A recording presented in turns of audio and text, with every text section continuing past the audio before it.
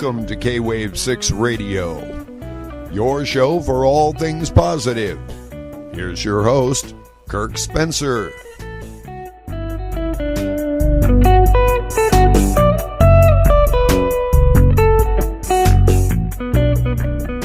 Hello and welcome to KWAVe6 Radio. This is your host, Kirk Spencer. For those of you who missed it on the announcement, is Andreu Ginestet from Germany and from Spain. I say both because, well, he's born in one and lives in the other. Anyway, and you've probably heard, if not, he's done a few shows with us, usually on Epigenetics, and the other title is Systems Theory of Violence, which that is his title with NATO. He's a NATO consultant, and he is working very, very diligently in helping the world to come around from its warlike, well, it's not warlike, but its warring ways into a peaceful existence. And we're going to continue that today. And with us we have my co-host, my dear brother and friend, Stash. Some people that know him by his other name, his real name, Robert. And we'll just leave it at that. And we're going to have a wonderful show. But I want to start with a question that's kind of on my mind. And just want to start this with Andreas, and we're going to see where it goes. Andreas, we see now in our world what I'm calling, we're presently in World War III. But not in a conventional sense. In other words, one nation has not waged war or declared war on another nation.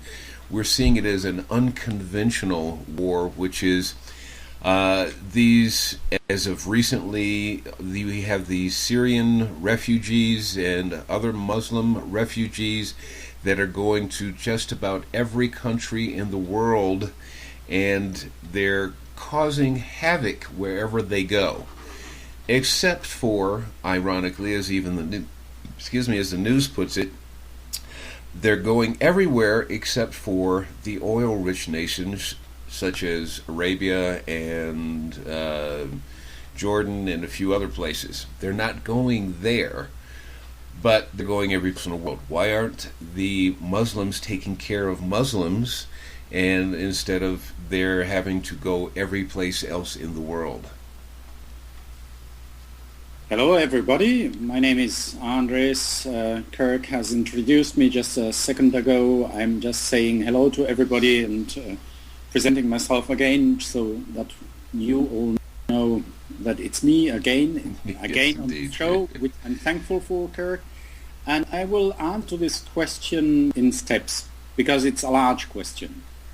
First of all, the most important argument would be that this Third World War can be called as such, that the Cold War, in fact, should be called already the Third World War, because Cold War did have a higher toll on people than the Second World War and the First World War together. Mm-hmm. You have to know that the Cold War has also had an enormous amount of victims, also special units that were thrown over China, for example, without identification, and that tried to somehow defeat communism in China and managed. They were all killed before they even touched ground, and if they were not killed before, they were captured and brought into slave labor shortly after. You know, like they've tried several scenarios before they went on this big scenario. So we have had a long training phase, which has been from 1945 to 2008, let's say. I would say that the declaration of war started, in fact, and I would then call this war not the Third World War, but the Fourth. And I would say that this Fourth World War has been declared, in fact, with the, let's say, failure of the banking system starting in the United States. And I would say that this war is a much bigger war, a much more abstract war, which isn't easy to define, but which is very much more guided by personal interests of very few people. And for that, I will argue, like we do in academia generally in Europe. If you look at, for example, the description of what universities do in Europe, in Germany specifically, you can read that they're all working against a process which they say is the following. Within universities, there is a consensus that we are re-feudalizing the world, which means that we have new feudal lords, that these feudal lords are very few lords. Right now, we are counting, those group of 300, but it's not even that, to be honest. It's maybe 40 families on the planet. And these 40 families behave like feudal lords, and they're all, in every single war scenario, active. They're investing money, and they're obviously taking sides for an issue which is their personal issue. And have then fugitives and have people moving around is to them interesting, as long as humanity, as long as citizens, as long as the consumers follow lead, which means that, for example, they use their money. The day we, for example, working with our dollar system, but we have to do it. It's a large majority of people that has to simply stop using that dollar or using the euro. That will be the only day that we will stop their business. As long as we accept the rules and abide the rules that these families have set for us, we're just behaving like what the Germans call Leibeigene, which is worse than a slave. That's what we're doing. And this is what feeds the wars. There is not a single war that is not done for an economical interest. And what is very interesting, for example, that you read Secret Service documentations, and not a single name of these people turns up. And this is exactly what should make everybody open eyes, because, if you would discuss the issue formally, and if services were at least publishing a little bit about it, well, that would be, let's say, a much better way of hiding the real source of trouble than not mentioning any about it. Yeah, the fact that secret services, for example, publish reports about democracy and about rebellions, and this is all rubbish. It's nonsense.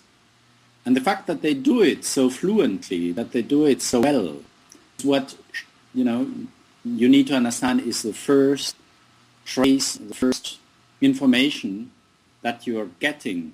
The fact that all these people, these very rich families, these people which have very strong interests, are not even mentioned.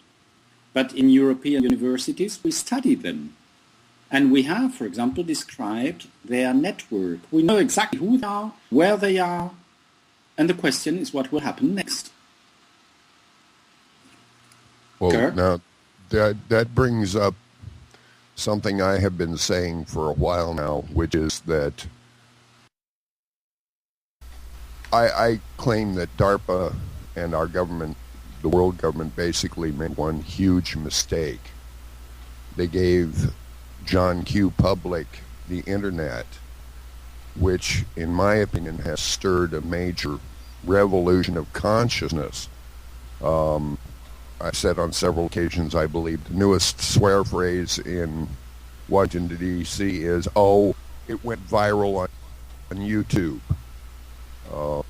And that in spite of themselves, they've given us a vehicle to wake up and around that agenda that you're talking about. Their spin doctors are marvelous, and they put out a lot of disinformation. But I've been involved with several groups, like on Facebook, that are made up of people who see through that and have what they like to call discernment. Mm-hmm. We can cut through the chaff and get to the real point. But the one question I was reading last with epigenetics and passing on the violent tendency due to the stress of the mother and whatever. My biggest question is, how do we weed out and breed out greed in the human being? Because in my opinion, over 90% of the world's problems are all wrapped around greed. How do we get rid of that? Okay, that is a technical answer again. Knowledge evolves, and it evolves in a dynamic way. We, as scientists at university, do not anymore live in the old scientific paradigm of physics, of Newton, of even Epigenetics. We have abandoned those paradigms which talked about simple solutions, simple answers for simple problems. I know exactly what you taught, and I will give an answer which you have to understand is a dynamic answer, so you may have to ask issues back, and you may wish to know what will happen in the near future, how our work as scientists will progress in this direction that you're stating. So we agree, yes, greed is one of the main ingredients of the system of violence. We have now understood that greed is a follow-up, it's a consequence of a further damage that we can locate and that we can analyze in human blood. So we know now that trauma causes the malfunction of epigenetics, and that it stops mainly, for example, a human predisposition, which is empathy. And what happens is that once trauma hits and damages the empathy capacity of anybody, the damage first affects that person itself, which means that if you lose empathy, you are less capable. You simply have no empathy for yourself. If you do not have empathy for yourself, if you lose, let's say, 100% of your empathy capacity, this is pretty easy. So to lose empathy capacity, a single rape is sufficient. A single sexual abuse as a child is sufficient. A simple strike, in a war scenario is sufficient. Let's say that one bomb destroys your home and destroys, let's say, 50% of your family, and you are suddenly left out in the street with your children. The mother has died, and you have to run for your life. So once these things happen, the shock, the hormonal shock that causes trauma may be so strong that it simply switches off empathy capacity. The switching off of this empathy capacity is not final, it's dynamic. It means that if you survive a stress situation and you're set back in a situation in which you have space and time to progress, you may regain 100% of your empathy. And you can lose and regain empathy several times in your lifetime, depending whether there is environmental conditions set for one or the other. So let's go back to the loss of empathy. Imagine that you lose this empathy, and you lose the empathy in the first place towards the self. This means, in purely analytical and mathematical terms, that you lose 50% of your brain capacity, which means that for any problem given in daily situations, you only have 50% of the necessary ideas to deal with the problem. And greed comes from wanting a solution for your needs and your problems. So if your capacity of producing solutions for your daily needs and problems is reduced to half, which is pretty often the case, then you have a reason to be greedy. So again, even greed is a result of a biological destruction of your tissue, of your brain. And it's something that is caused by environmental conditions, which are bad conditions, like for example, growing up and living in a society where, let's say, sexual abuse is completely common, and this happens very regularly. It also happens with rape. You have societies in which rape is up to 80% of the female population, up to 30 or 35% of the male population. So, and this is a very strong trauma. If you look at, for example, how medical doctors treat this theme, they clearly state that this kind of trauma is as severe as torture or concentration camp internation. So we have a huge amount of trauma out there, and this huge amount of trauma this causes, in example, then greed, but also envy, also intolerance, also hate.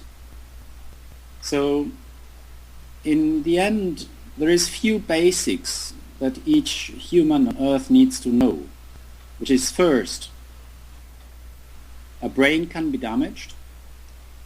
Genetics are not static, but genetics are dynamic. And the dynamism of genetics depends on factors which can be influenced by human behavior. So if a majority of humans behaves in an empathic way, and I mean a truly empathic way, we will solve all conflicts. But this is not the case. The case is we think in a scientific setting that round about 65 to 75% all human population is traumatized to a point where we are really mature for this what we are discussing. And the solution stage would be, first of all, that people understand that this is the reality that we are discussing and living through, and that we really have the means to stop it. But that these are not people expect. People are expecting a solution mostly that comes from outside. Oh, for example, the government has to do it. Oh, the army has to do it.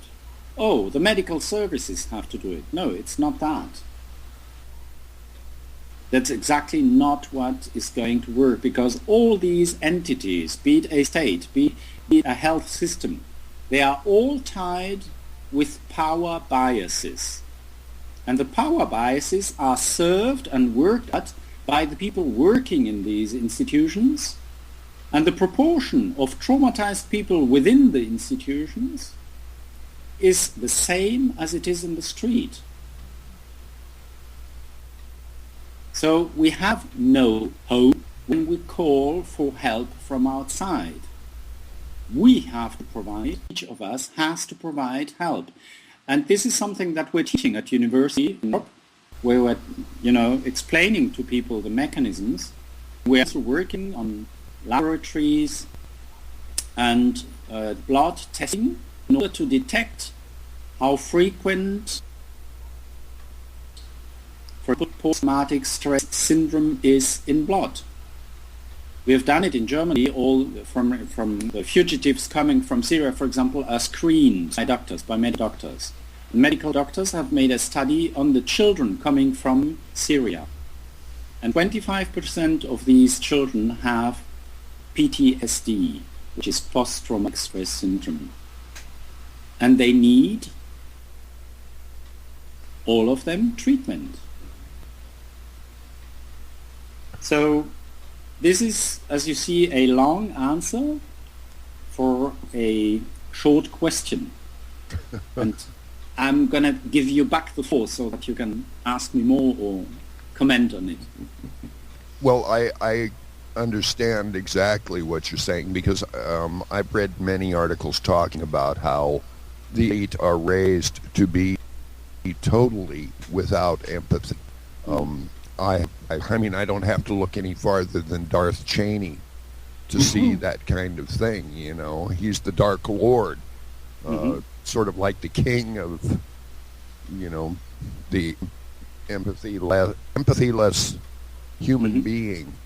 And also, of course, being an American veteran, I'm around veterans a lot. And you talk about an abused, chewed up, spit out, don't care about group of people. The American veterans of that. The U.S. has absolutely no intention of fulfilling their contract with all veterans. So I've taken myself the opposite kind of thing. For instance, one of my favorite sayings lately came to me from a black man that I worked with who was very racist in his own way, but he said, if you want to stop racism, stop being a racist. And the only way we can fix things is to realize that we are our own white knights. Nobody's going to ride in to save us. We have to do this. And it's, to me, that's exactly what it seems like you're saying. You have to learn that this is going on first and then remedy it within yourself.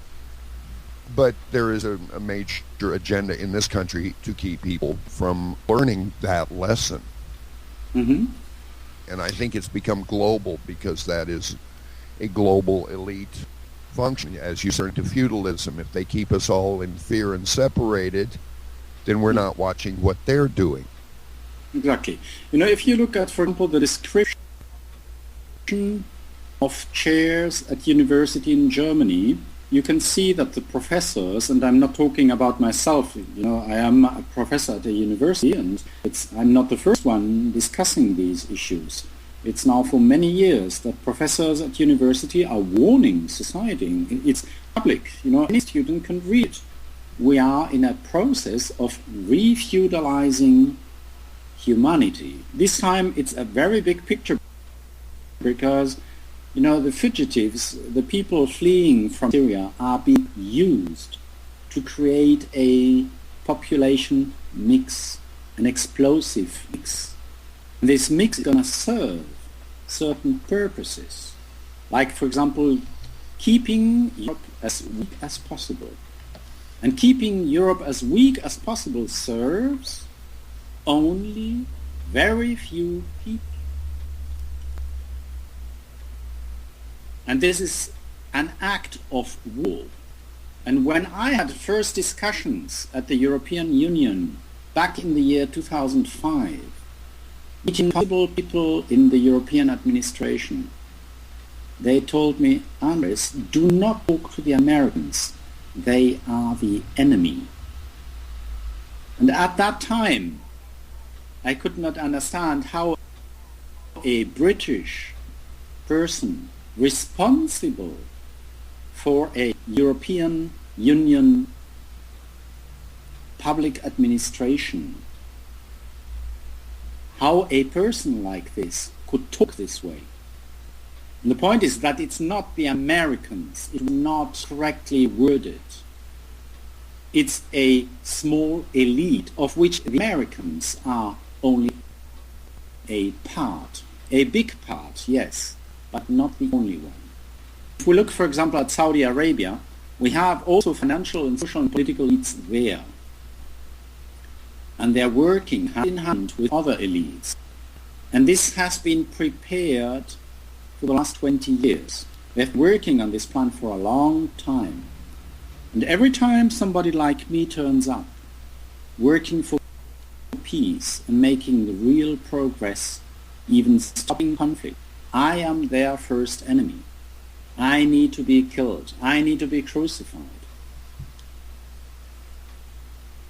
You know, They wish that I would wear a beard, sandals, and very bright and long shirts that cover up down to my ankles, because that would put me in a crazy light, something that would that one could discuss as being something ridiculous, and then look at this ridiculous idiot. And this is not the case. I'm behaving my way in a way which they do not expect. They do not understand that somebody like me works for peace, even though he could work for their side. If I worked for them, I would say that we probably would all be much further, much deeper already in the feudalism, in the new form of feudalism that they have designed. So they have reasons to really be angry at me. Yeah. Speaking of which, let me ask this question real quick. This would be an easy, short one, even for an answer. When I introduced you on the show, I said you are a consultant with NATO. That's only one thing that you do. You say you are a university professor, and you are also an artist and a sculptor. What else do you do? Well, I mainly do this peace mediation on a very practical level. It's because, for example, parties involved in conflict really write to me and ask me to interfere, and then I have to play a role. I am doing research myself on the system of theory of violence. I've been writing system theory of violence since 1995. So I'm a researcher, a pioneer researcher in that field.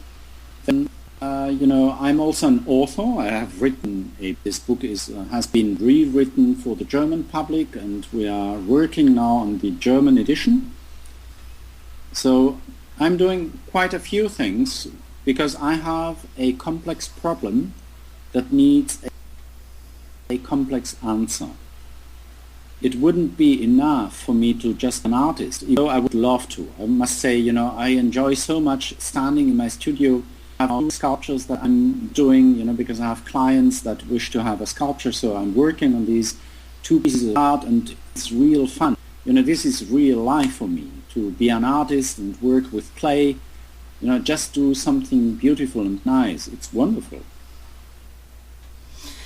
I don't want to dwell on this too much, but just go first with one of the reasons why I'm asking you this question is just trying to tell people that, hey, you don't have to do just one thing. I mean, if you've heard Stash on the show before, he is one who stands up for, and just make his very short, specialization is for insects. That's one of the things that usually comes from him. But in other words, what I'm really getting at here, Andres, is that people can do several different things in their life. In other words, you have an occupation or 2 or 14, whatever, and you can still be involved in your community or even on a worldwide basis. It doesn't matter. The point is you make your own limitations on this and work towards peace in your own way. Mm-hmm. But let's do one thing real quick. We've done this before, so I don't want to dwell on it for too long, but that piece, that sculpture that you created, and it went into, I don't remember which building it was, but it was a German building with a lot of government people in it, and they started asking the questions. Just kind of give us an overview of how that even, just in your own work, prompted that sculpture's name is which out of French culture, which is l'élan, and it's l'élan vital d'après Bergson. It's the Henri Bergson. And Henri Bergson had defined this word, élan vital, which means that the sculpture describes a vital breath, let's say. It's a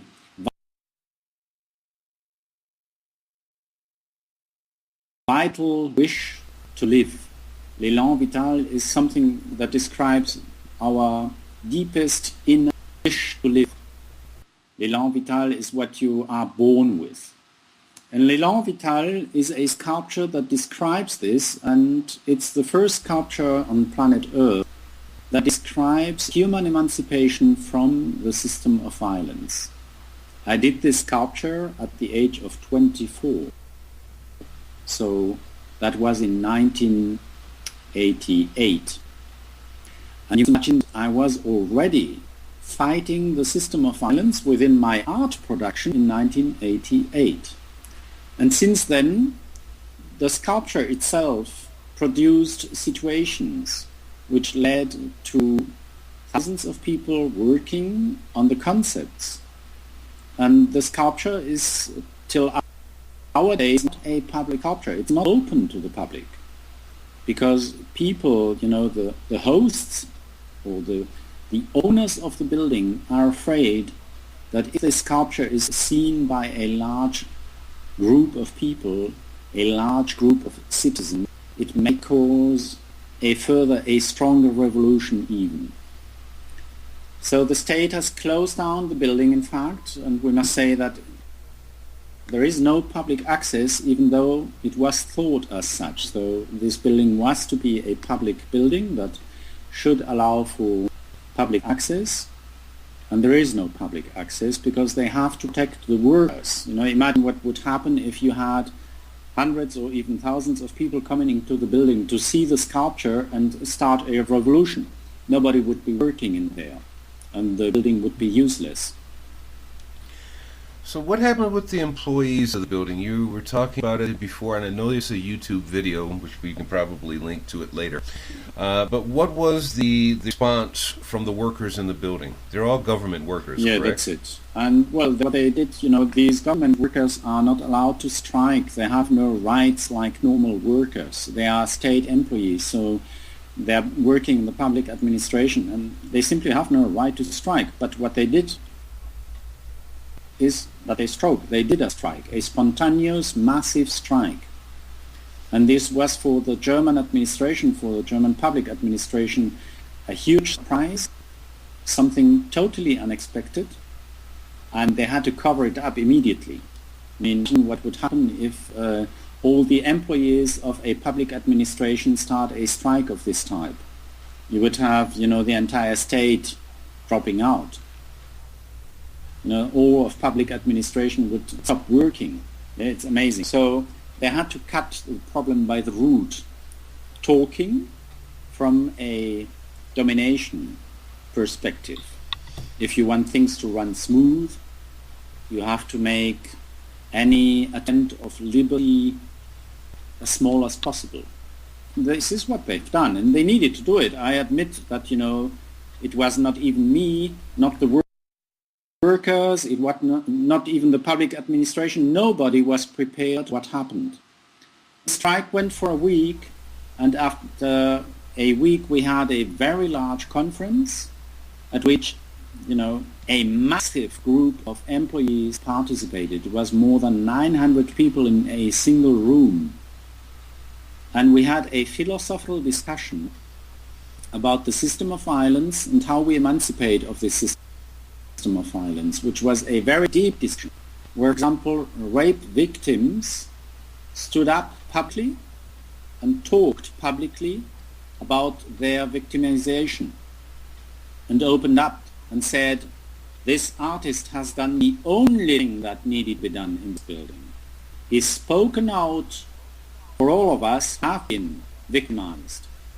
So it was a very strong, a very emotional debate, a very sincere debate, which has done a lot of good to the workers and also a lot of good to the public administration, because these people now are doing 4 times a year, every year, a training against the system of violence. And they talk about it, they discuss it, they read my documents, they're working.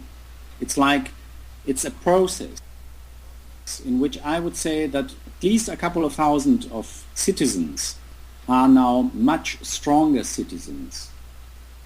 And they are aware of what is, going on.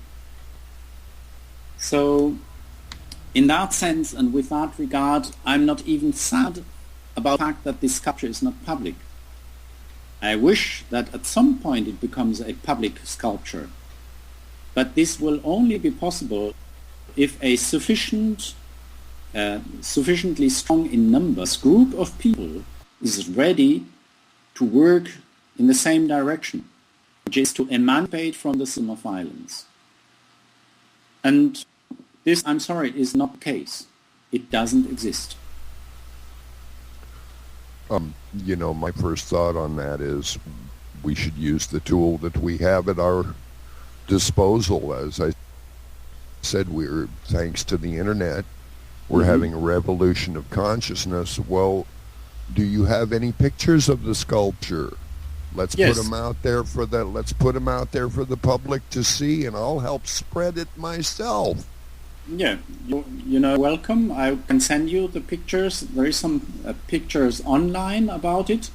All the films on YouTube, where you can see me talking in television, for example, and explaining the sculpture. I've done it in Spain. I've done it in Germany. And yes, this sculpture is a very strong symbol, and the fact that it's closed and nobody allowed in the building, that it's not of public access, explains it all. At some point, even this sculpture will hopefully become a public sculpture, but we do not know. We do not know what they will do. It's not an easy guess. It's not an easy situation. Well, it seems like it's ripe for a campaign to bring it out into the public. Would be, but it needs to be, let's say, thought, well communicated. I do not want the sculpture to become a stone over which people fall. I wish that the sculpture becomes a starting point for a conciliation process. And in that, we have to discuss these issues, in an empathic way. And there, I will do whatever is required, because, I am an empathic person, and the first I am is empathic to myself. Also empathic to myself as an artist, okay, and empathic towards my own creation. So I'm very ready to do what is necessary to make that happen. My first thought was, rather than a stone to fall over, it would be a stone to stand upon. Yeah, that's good. That's good, yes. And that would, of course, from my point of view, would be the way I would present it. Here's something to step up on, to get a leg up towards what we need to realize is wrong and start fixing it. This is in our whole thing in America, and I want people to realize that there's a difference between U.S. and America. The U.S. is that corporation that keeps the world at war. We Americans don't want this, but we have been so de-empathized, we have been brainwashed and dumbed down in our education system. So most people believe you can't fight City Hall. And this overcome with my, I use the term face war campaign, and I'm feeling like I'm seeing that I'm reaching somewhere around 6,000 people a day, maybe as many as 8,000. It's not enough, but it's, I could see, for instance, your sculpture being somewhat of a rallying point rather than a hindrance. Yeah, I think so too. We just have to, for example, I do not complain about the public administration has done, for the simple reason that I know that our society is not mature to understand what is behind the conflict and what is behind the fact that this sculpture has been closed down.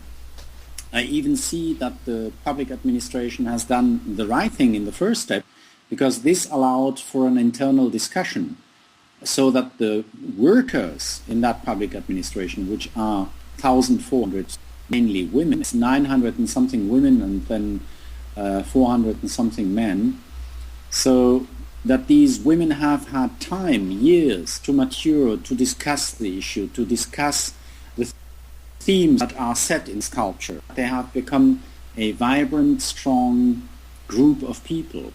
And this is important, So in that sense, closing down this sculpture and hiding it from the general public allow for a very valuable internal process of these 1,400 workers. And I can tell you that there is real effects that can be measured on how strong these people are. You know, like for example, like every public administration, they have to save money. And they are closing down buildings and closing down jobs. And believe me, this building is the last standing. It's like they have closed down departments and buildings and public administrations all over the place in 200 kilometers around this building. And that building is standing. So they're concentrating on that building. And this is what shows that there is a stronghold there. You know, that the people working in there are doing maybe something different. So from that point of view, I would say that it would be nice to open or to know about this culture and the niceness of the process, and also know that obviously we would be happy if that could be published more and become a more known sculpture. But for that we need empathic settings. You know, we need to explain that there is a reason why this is happening, and it's not that somebody wants to do harm or wants to do wrong, but that it is a necessary process for the times we are living. Okay, let me ask you this, because I think Stash is trying to put it all through his head. You said something a little bit earlier that I do want to touch on, and you were saying empathy to self first, and then to others second. Now, for me, I understand that as I have to understand myself and my own motivations and my own desires, etc., etc. I say this in a different way, which is I have to love myself first before I can love anybody else. If I hate myself and I try to love somebody else, it doesn't work. It never gets to the other person, because your hate for yourself is going to come through when you're trying to do this to another person. In that light, that's how I'm putting it. But with that, how, because in our previous shows you are very adamant and very passionate, if you will, about how to overcome our system of violence, because that's part of your titles in our previous shows. How do we overcome our current system of violence, and especially nowadays with, well, you're in Europe, so how is Europe, or how should Europe deal with this influx of Middle Easterners coming into Europe? Well, first of all, what we have to do is to prevent any further conflict, and this means that we have to stop the running violence, which is the main reason why I'm doing peace mediation. Peace mediation has only one target, and it's to reduce the trauma capacity. I just have to stop the system that is traumatizing people. So I have to stop the system of violence in order to stop trauma taking effect. And this means I have to stop the people causing the trauma, and if possible at the root, which is not the surface, but root. And this, I have to lead eternal discussions with people that are very powerful, and I'm doing it. It takes time. It takes time to convince these people that there is other solutions. Then the second thing we have to do, this is something that everybody can do. You know, what I'm doing as peace mediator is something very special. I would say that many people could do my job too, but the point is that if you are not called to do it, if the other party, the enemy, let's say, doesn't talk to you, you have no chance. My opportunity is simply that I'm being called, that people are talking to me, because they expect that I will be a lesser enemy to them. Because, you know, those doing harm know that they deserve punishment. And they'd rather talk to somebody that is not discussing issues in terms of system of violence and discussing issues than in terms of justice and power. Because if I did discuss these issues in terms of justice and power, you know, we would not move a single step forward. So let's put the peace mediation aside. What is the most important thing that everybody can do, everybody in every country, is to build resilience pockets. What is a resilience pocket?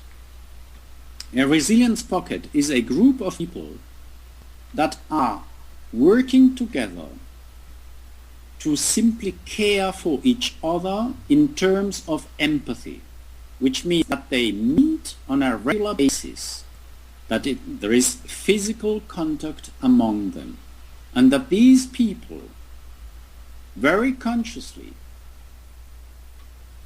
go out into other groups of people, for example, helping, for example, talking, for example, feeding, which means to do the work that was done basically, in the early stages of Christianity,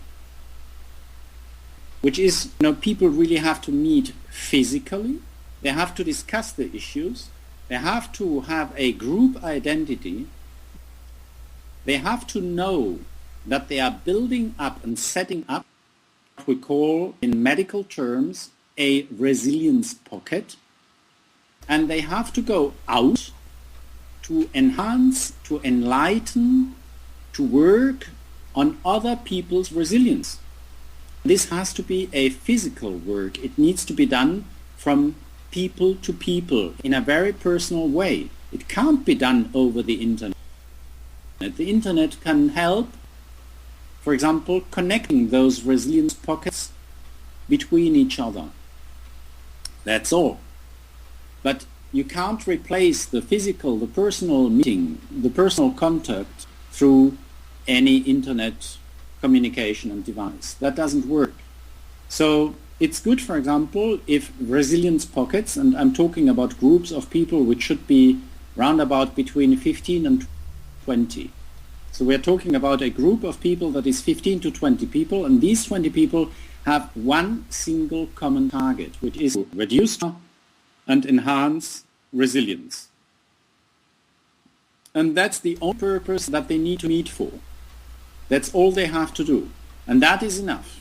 Now, if these resilience pockets grow in numbers and they start connecting to each other and use the internet then to say, hello, just for you to know, we're going out into this city from 2.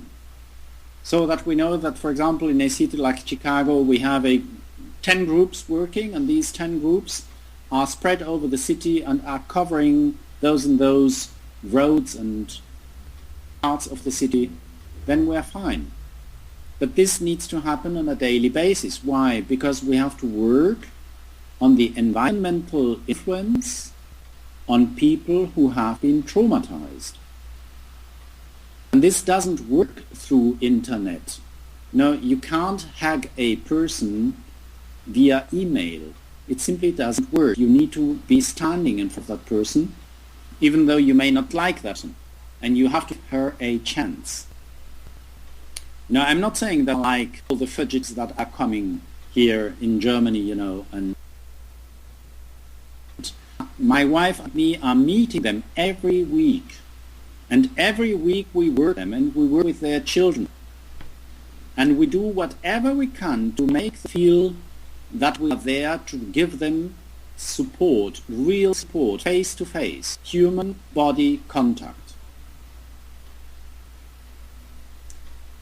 And now you may think, Andres, are you dreaming? Is this going to happen? I don't know, Kurt. Just tell me, is this a dream? Are we dreaming? All of life is a dream.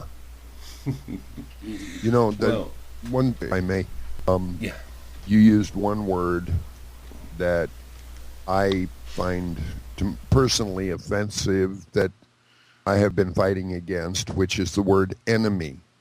Mm-hmm. I keep trying to tell people the only enemies I seem to have are the ones that are created for me. Mm-hmm. I have real enemies as such. I have no qualm with anybody as long as they leave me alone and don't try and, ruin my world. Mm-hmm. But as far as getting out and about, I do most of my tilting at windmills on on the net. But every time I go out to perform and I tell people I'm going to be somewhere, I say to myself, I'm not going to get all hung up political discussions and that tonight. I'm going out to play music and have fun. And invariably, people will come up and say, I've been reading all of your posts and I agree with you, or I have a question about this, that, or the other, and it's unavoidable. Yes. I end up having to try and help people just by being out and among them because they ask. Mm-hmm. And that to me is very encouraging, just the fact that they will ask. Mm-hmm. Because most people are living in oblivion in America. Mm-hmm. Well, and they're living in a bubble, isn't it? They're cut off the rest of the people. There is a lot of parcelation, so people have been compartmented. We are all in some drawers, and it seems like the elites are, using us, and they're putting us in little drawers and closing us down where they need us, little boxes that they are using to put us away. And we're all separated from each other. And I agree with you, Stash, on the concept of enemy. For me, I've used the concept of enemy because somebody told that to me. I myself have, the same as you, no concept of enemy. To me, an enemy is only that person that, as you say, will cause some real trouble, like, for example, setting my home on fire or trying to kill my wife. And it will be just an enemy for that second, and that's all, not before and not after. And so with that regard, I would completely agree with you. It was not me who said that there is an enemy there. It was somebody representing European public administration. I run into this in the issues of racism. Because as I tell people here, I don't own any slaves. Nobody I know owns any slaves. Nobody own their parents. None of them own slaves. Nobody has owned slaves outright in this country for 200 years unless they're prisoners.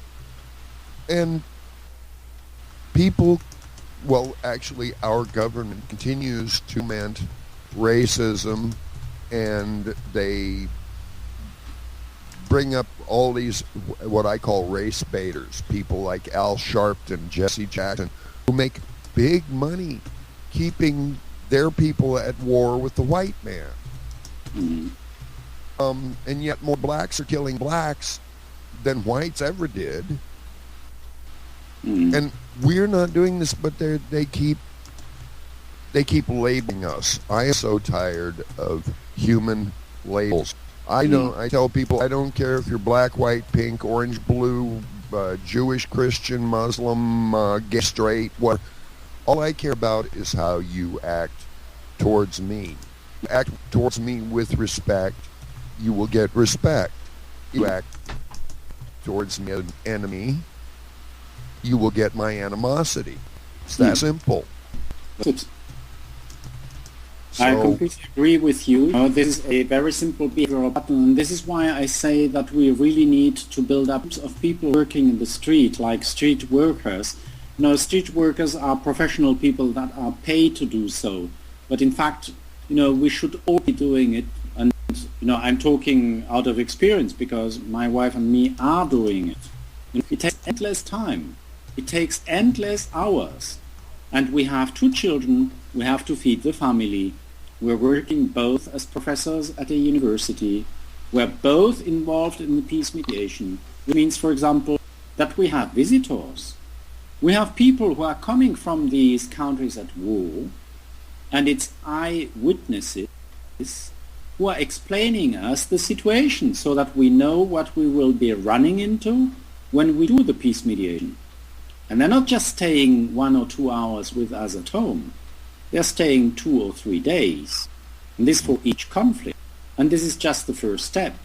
So it's like we're working endless hours and days and weeks and months and years for the sake of all of us to preserve this peace. And I'm doing it for free. I've never got a single penny for all the work I'm doing. I've done it. Why? Because if I do not do it, as I said before, the situation would be much worse, and there would be no reason at all to even have children or to have a family. So we have a family, we have 2 small children, we have one daughter which is a little bit elder and which is safer because she's an adult, but we have 2 small children, and these small children deserve a future. So we are doing all this effort for these children, for the future itself. In fact, the children are nothing else than future coming. And that public counseling, that, for example, mediation, that street workers, social workers, I'm happy to have them. But I would be much happier if I knew that citizens, very simple citizens, and I mean without every citizen that is possible, because I know that, for example, people need a certain amount of money to survive in the US. And they all say, all the time, we are doing 1 job, we are doing 2 jobs, and we hardly get the family to get around. We are hardly paying the bills, etc. I know this is happening. This is not happening out of the blue. Also, this was planned. Also, this is a pattern of behavior that has been prepared many years ago. Yeah, so the impoverishing of American citizens is not just the only impoverishing that is going on the planet. There is many citizens in many countries that are being, let's say, sucked out. They are being used as slaves to enrich those that anyway have money and that anyway have power. And this happens all around the planet. And this is a part of a plan which has been set up by people who know how to get rich. And we are just playing into their hands. So the most important issue is that we are responsible for the reality we are creating, because we are voluntarily, freely breeding that greed. We are working into their hands. We are just obeying by the laws that they are setting up for us to frame us. We didn't need to do it. There is no need at all to go on that way.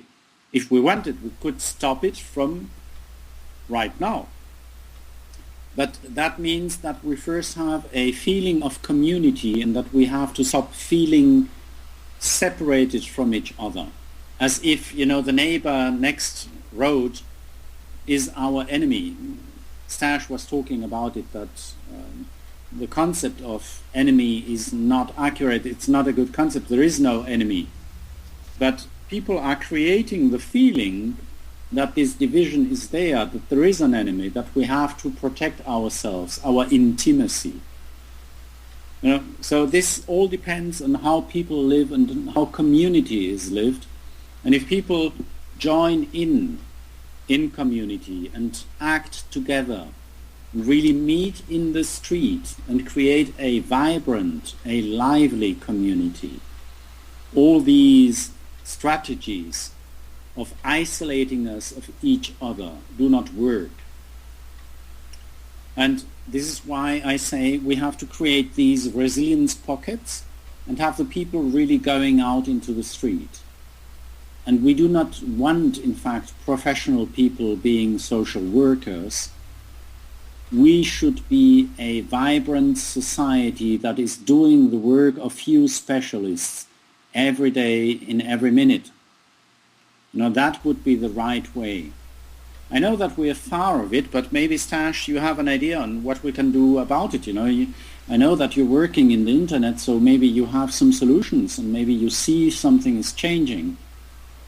Well, indeed, they're changing, but there are two movies that I have been pounding over and over that people need to watch. One, and the most important to me, is the movie Network, where the man calls for everybody to work together. Stand up, go to the window, stick your head out, and yell, "I'm mad as hell and I'm not going to take it anymore." The first part of solving a problem, or even avoiding a trap, is knowing and admitting that there's a problem or a trap. And then once you admit it, then you can actually put your mind towards the idea of avoiding it or fixing the problem. The other movie is V for Vendetta, where they do not pull any punches. They're telling it like it is. The same thing happened in the TV show recently, House of Cards. They told the blatant out front story of how things work in Washington, D.C. They didn't pull any punches. I mean, this one woman started interfering with this candidate. He just found a very surreptitious way to push her in front of a train. And people have to be, at some point, people actually have to be hit between the nose with that these are the things that happen. And that, for instance, movies really reveal a lot of what's going on, and people just sort of, well, that's fantasy, that's a movie, that's not real. No. This is them telling you that this is the way things are. And, well, one of my favorite artists or authors, Robert Heinlein, wrote that there are several ways to tell a lie. But absolutely the best way to tell a lie is to tell the truth, but tell it in such an outrageous manner that nobody in their right mind would believe it. Exactly. Hence, we have movies like The Bourne Identity. You know, these people exist. These programs exist. This happens, but people say, oh, no, that's just a movie. Well, you know, they just have no insight into military thinking and capacity, that's all. But I know it's true. Where did these concepts come from? This artist or this author who wrote this screenplay didn't just come up with this out of the blue. No. This is what's going on. They show these science fiction movies with, for instance, the newest Avenger movies and such, where they show all of this fantastic technology. People go, God, I can't wait for that. Well, it's already here. They already have these things. I mean, things like anti-gravity and replicators and all of this. Barry came out with them in Star Trek. That's what he wrote it based on. And people years ahead of us technologically, and they're not telling us that. They wouldn't do that to us, not in America. Yeah, that's the point, you know. It's like people really still believe in father state or mother state. And I'm sorry, you know, there is no such state. A state is nothing but a power structure that is there to regulate the amount of violence within a society. And what they want is to keep the power structure and levels of violence as they are. That's all. So if a certain structure much more power than others, you simply need a state. And this is why you want, for example, to discuss public health issues and having blood samples of people, because I know how to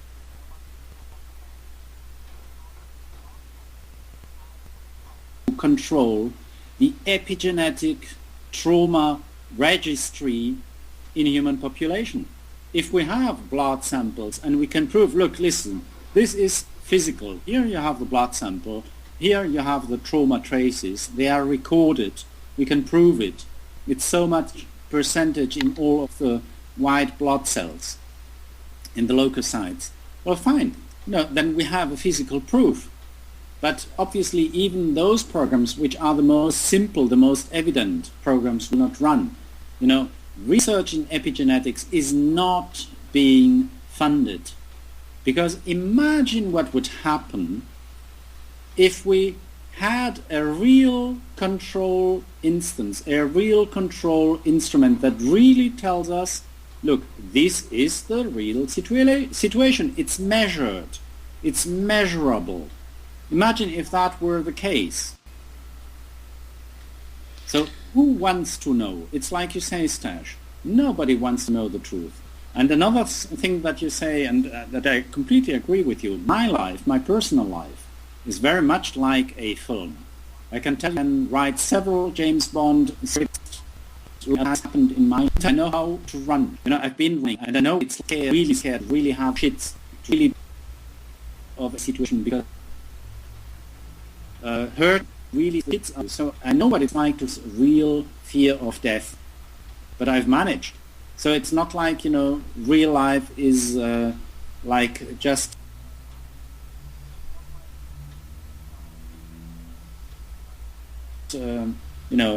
flowers and pink clouds, and no, that's not the case.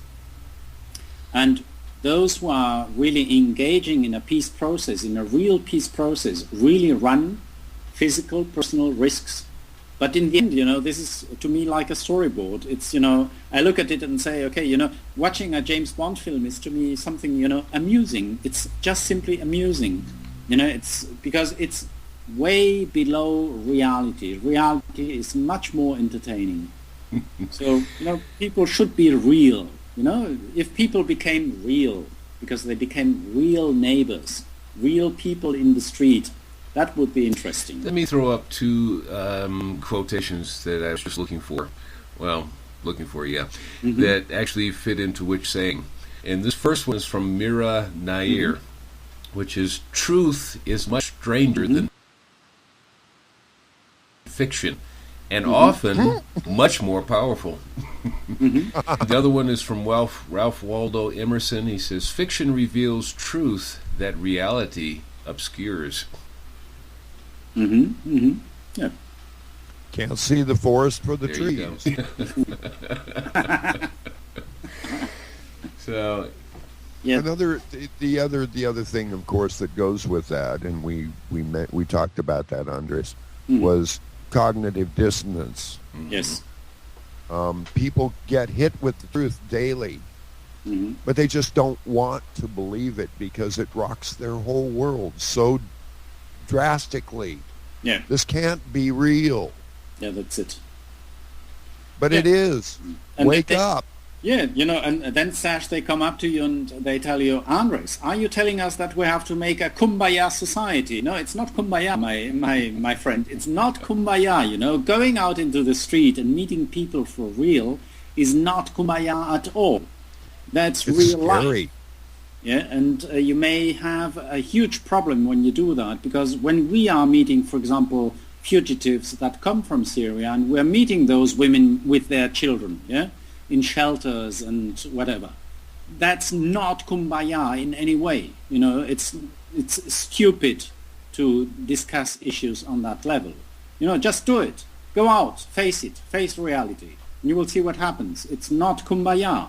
It's not like, don't come at me and tell me that this is ridiculous. You should be doing it, that's all, And this is the way we need to talk to people and just tell them, listen, stop fiddling around, just be real, use your time. If you have any time, use it, just stop wasting your own time, that's all, But I have this thing I tell people that I believe there are two states of life. One is comfortable and dead. The other is alive, at risk, taking chances, living. You walk out your front door in the morning, you're taking a risk. It is a dangerous world out there. You could, be happy as could be and walk in front of a bus. I mean, there's that. So the problem is most people don't understand that when they walk out their door, they're walking into a dangerous world. And then to, on top of that, add activism to it, where you're challenging some scary people, some really empathy-less, compassionless, greedy, evil, what I call evil people, who couldn't care less about your life or anybody else's as long as theirs is everything they want it to be. And if you have something they don't have and they want it, it's theirs, period. And they'll do whatever they have to do to take it away from you. Yes, this is scary to face. But otherwise, if you don't face it, you're just comfortable and dead and you're useless. Well, the point is that at some point they will get at your money too. It's like they will get at your pocket. You are not safe by not doing anything. It's just the opposite. the lesser you do, the more they are likely to come to your doorstep and say, you need protection, don't you? And, so we really have to, wake up. It's silly, it's really stupid. In fact, I'm sorry to use that word, but it's really stupid, it's really silly to sit there and to not to do anything. It's like, I don't mind about what people do. I just want them to do it. And this is why, for example, in other occasions, Kirk, isn't it, I've said one of my priorities, for example, is we have to stop trauma. So we have to, for example, stop sexual abuse of children, and I want everybody involved. It's like I want the entire society doing it. Why? Because we have to do it. Unless we do that, we are damaging our offspring. We are damaging not just few people, we are damaging entire generations of people. And this is something really simple, but it needs to be done. So it needs to be there. It's like people have to do it. They have to go into the street and do it. The same way we're discussing this, Stash, and you're saying it so nicely. I really love this conversation and love the way we are talking about these issues. And it's really simple, in fact, but it's not kumbaya. And then the other thing, which I would add, Stash, if you allow, and Kirk, is that we are not good people. Those doing these things, like we, the ones talking, are no good people. If I had to kill a tyrant and I had the opportunity, I would do it. It's not like, I'm stupid. It's not because I say that I have to be a peaceful person that I do not know how to stop trouble. Yeah. Sometimes you have to be courageous. It can't be that, for example, you have situations like we had them in National Socialism in Germany during the Nazi times, where you had 3 soldiers with guns who would be able to stop 600 prisoners from acting, and then you would have these 600 people being driven by 3 people with rifles into a gas chamber and killed. I'm laughing because I used that same analogy not too long ago on a podcast that I did. And one of the things that I noticed was, as a matter of fact, it came from a movie from Hungary, where there were more than 600 people standing there with 3 guards, literally 3 guards with rifles. And they tortured and killed a prisoner in front of these 600 people. In front of these 600 people. And because they were afraid of 3 men with rifles. We're talking about World War II rifles. They probably only had 5 bullets per rifle. So 15 people may have been dead, maybe not, but they could have stopped their own incarceration. And this is part of what I want to get back to, because you said it a little bit earlier. It's like a protection racket. Everybody's waiting for somebody else to do this. Somebody else will take care of the problem. Somebody else will do the correction. Somebody else will take care of... But aren't you somebody? Aren't we somebody? Aren't I somebody? Why are we waiting for somebody to do what we can do? This is what you're going back to what you were talking about before, and maybe using the wrong words, but your resistance pockets, going out and talking to people, touching people, giving somebody a hug when it's necessary, not just forcing a hug on somebody, but just being there, sometimes just listening to somebody. Mm-hmm. Yeah, it's not resistance pockets, it's resilience, which is important to step up and to build resilience pockets. I think that this is something that is easy to make. You have communities working in churches, for example, and they could do it. But instead of doing it for God, do it for human sake. Just do it for the sake of resilience itself. Do it for empathy. Be just a little bit less celestial. Be a little bit more being living on Earth. Be a little bit more terrestrial. So that's all. But it's like people know how to do it. They just have to feel an incentive to do it. And I think that we are doing a good job here, all of us 3, because we're discussing it in the open and spreading the word, and that's all we need to do. It's like people are in fact qualified, they know how to do it. It's not that they are stupid. I know that most of people are extremely intelligent, And they just need a nudge. They just need an incentive. They just need to see that there is somebody there waiting for them to do that. So the more we discuss it in the open, and the more we keep to simple truths, the less we talk about the powerful, because the powerful are only powerful if we make them powerful. Mm-hmm. So the less we talk about them, the better. And the more we talk about what people can do, the better. And I think that's it. I would keep it to these simple notions and simple terms. At university, we do it obviously in a different way, because we have to get the students to work, and they have to get their marks somehow. So we are a little bit more nosy, let's say. But we could put it as simple as that. It's funny because you brought up, and there is a legal maxim that covers something you mentioned a minute ago, which is, in law, silence is assent. Mm-hmm. If you don't stand up and oppose what someone says or does, then it stands in law that you are accepting what they've done or said, and it is fact. So there are a lot of people in America now that are catching our legal system on that fact. They're, for instance, writing to the IRS saying, show me the law. They're writing to their mortgage company saying, show me the note that you have that says you own this property and have the right to foreclose. And it's causing a lot of their actions to be shut down. But that is because people are saying no. And that's the only reason. Mm-hmm. Yeah, well, that's healthy, isn't it? Entirely. Mm-hmm. Here's the question for you, not for you guys, but for our listeners. Would you rather die as a free person or live as a slave? Mm-hmm. If you choose the latter, what's your limit? They'll kill you anyway. Exactly. As soon as you become useless, you are removed.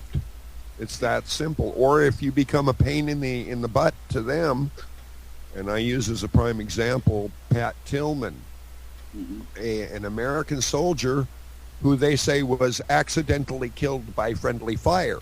Uh-huh. But this was a soldier who was going to come home and talk openly about the fact that they were having American soldiers guard poppy fields in Afghanistan. Mm-hmm. Mm-hmm. They don't want that knowledge out, but it's out. And here we are with our revolution of consciousness. Somebody put it up on the net, and once it's out there, there's no taking it back. People are going to download it, save it, repost it, spread it. If it's important and people, it really affects people, it's going to get out there. So this tool, earlier it was somewhat discounted. We can't do everything over the net. You're correct. But we can make extremely huge inroads. And that's what I've been trying to do, and a lot of people I know are doing. They're using it to inform people. This is the biggest thing. For a lack of education, my people are dying. An old quote. Well, we're educating people. And that's what it takes. Yeah, that's it. I think, it's also just encouraging people. We need to just be, not offensive to people. This is why I'm saying that I appreciate most people, because I think they all, in fact, know how to do it. They are intelligent enough to do it, and they just need a nudge. They just need, somebody there, standing there and hugging them and saying, you're doing it right, just go ahead. It's not like people are stupid. People, in fact, there is huge amounts of intelligence out there, and I really appreciate people. Otherwise, I couldn't do the job I'm doing. And the point is that I know that many behaviors go wrong, but they go wrong because there are conditions preset, and there is a certain type of ignorance about issues. So if you explain those simple issues, which we have done, for example, in this program, then people feel redeemed, and they feel like they can become part of a community again. You know, it's silly to be a victim when there is no need to it. And then Unless, of course, you run into the people who insist on their own ignorance, who will not listen. Oh yes, we know that. You know, we don't have to be stubborn about those people, Stash. What we have to do is, this is why I say, to build pockets of resilience, we have to set up first groups of people who are understanding and willing to do the job. And those groups have to gather more people. And this needs to happen in an organized way. You know, I do not send people out to discuss with people in the public alone. It's always a minimum of 3 people working in a small group. And these 3 people can give support to each other. And this is what works. You know, if you want to create community, do it using community. Create a community work. And this means that, you know, you build up resilience pockets, and they divide into cells. And these cells are made of 3 to 4 people. And it's little groups of 3 to 4 people that talk with a single person and invite that person into the move. So it's not, you know, single fighters, single people going out and talking one-to-one, face-to-face. No. You know, we know that it's easy to be disrupted, to be disconnected, to be attacked. So let's be just few doing the good work together. First, if it's more fun. Second, it's safe. And third, it has an effect on the single person that you're talking to. Even if a little group of 3 people faces a larger group of, let's say, 5 to 8 people, no problem. Yeah? For the group, seeing that, it's always a big difference whether they see single actors or if they see, you know, just small teams that are doing a good job because they love to do the job. This is why it's a little bit more than just pulling together and going out into the street. There is a little bit more thought about it. It's a little bit more technical. Well, that goes back to that saying about people being the change that they want to see. Mm-hmm. Exactly. That's the definition of it right there. Working in groups, being proactive. Mm-hmm. And this is a hard one for Americans. We are the world's champion couch potatoes. You know, Bucky the Wonder Lump is a national hero. And this is another thing that has been fostered in our society. You know, we're here where the government will take care of you. Mm. I'm sorry, the Constitution says you have the right to life, liberty, and the pursuit of happiness. Mm. It does not say anywhere in that document that we're going to give those things to you. No, exactly. And you have to create your life. You have to improve your life or ruin it, as the case may be. Mm-hmm. But one of the things that is being bred out of Americans is the idea of personal responsibility. Mm. No one else is responsible for your life but you. And you can control, ultimately, totally control no one in your life except yourself. Mm. Yeah, that's it. You know, you cannot, for example, project your own wishes on other people. You cannot expect that other people will fulfill your desires. You know, it's your job. You have to do it. It's your life, so take it, use it. And, you know, I think that we are maybe becoming redundant, isn't it? And I feel like my family is going to be back in a second, Kirk, so maybe... No, actually, well, you know, I've already written down a couple of things here, and before I let you finish there, Stash, in just a moment. But I want to get this out just in case his family comes in. We're back! And, you know, he has to go. But I'd love to do 2 more shows with you, at least. But I'd like to do them in October, if we can, Andreas. Mm-hmm. And the basic thing is, you sent us a lot of material, and unfortunately, the way things have been going here, I haven't made a whole lot of opportunity for myself to read it all. I've skimmed it, and I found it extremely interesting, which for those who don't know, Andreu has writes a lot, and I do mean a lot, in academia. Was it .com or is it? Yeah, academia.com. Yeah. No, academia.edu. Yeah, edu. Yeah, he writes a lot of stuff there. You can find this that we're talking about there. And if you, I don't know if you want me to advertise this on here, but he's also on Facebook, and he posts a lot of stuff there as well. And I would love to, after doing that show, the second show is, I'd like for you to give us, our listeners, as well as Stash and myself, because Stash is going to be back on this one if we can, will be how to create the pockets of resilience. And I have to remember to say resilience. In other words, for anyone who's willing to be the change, as just got through saying from Mahatma Gandhi, if you want to be that change, I'm inviting Andreas to come back and tell us how that actually works. Obviously, he's already got it going, so if you are a listener and you want to be a part of positive change, Andreas, come back, I hope, and give us those instructions on how to actually create those pockets of resilience and make our world a better place to live. So thanks. Yeah, I will be happy to do it, and I agree with you that building up pockets of resilience, the way I've presented it may sound pretty easy, but it's not just that people go out in the street. First of all, people prepare to do that. So they meet, they discuss some issues, then they set up small working groups, working teams. No, and it's not something that you do on a Sunday evening, just easily. No, you have to do it 2-3 times a week.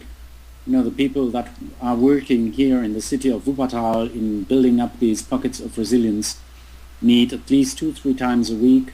Not all of them, but parts of the groups. And we do it, every week. It's like a work that is being done and that we have on our screen every day. We see it happening, and we really look at where we have problems, which institutions are resistant and do not want to talk. We have penetrated even public administration. So we are, for example, building up a first resilience pocket in a public administration in a German city, and it's being set up by one of the people that has participated in our training groups. And it's a resilience pocket that will transform because it's being taken on officially during working time in the public administration. So it will change the way the public administration works. Cool. Stash, you were wanting to say something there before I interrupted earlier? Uh-oh. Stash pulling a Troy? Uh-oh. I think we lost him. I guess it's my turn. Yeah. Anyway, let's see. Let's try to get him back real quick. But Andres, do you have anything else you'd like to throw in there?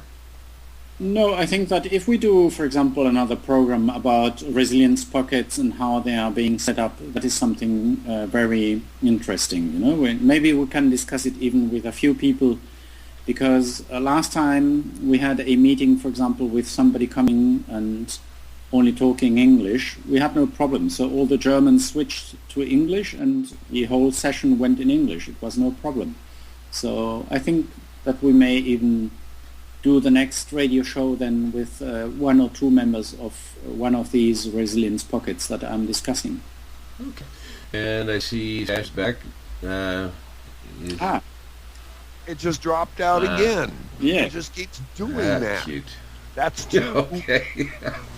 Anyway, before we end here, because Andres has pretty much said what he wants to do, where he's going to come back, he's going to bring some people back on our I guess, third show, counting this one as one, to talk about how they're doing that over there in Germany. And Stash, I cut you off earlier. Did you have something that you wanted to throw in there real quick? Oh no, I'm actually quite pleased with where we've gone and what we've talked about, because this is how we fix our world. This is what we have to do.